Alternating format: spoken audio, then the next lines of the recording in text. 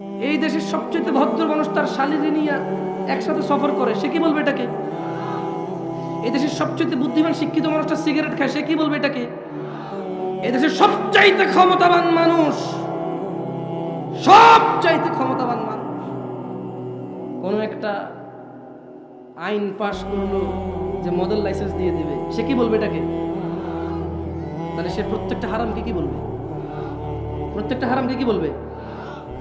তাহলে শুধু নামাজ পড়বে, রমজানের রোজা রাখবে, আর যত কিছু আল্লাহ হারাম করছে ওটাকে কি বলবে? মেনে চলবে। আর হালালকে কি বলবে? হালালকে কি বলবে?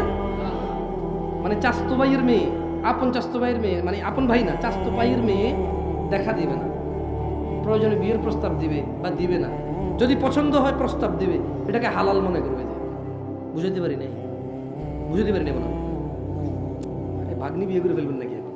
জবনাটাই কি আমার চলে আসছে, ধুর জবনাটাই কি আসছে।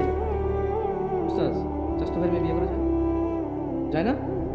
জবনা তো কি আমার চলে আসছে, কি বলেন? ভাগ্নি বিয়ে করে ফেলবে লোকে?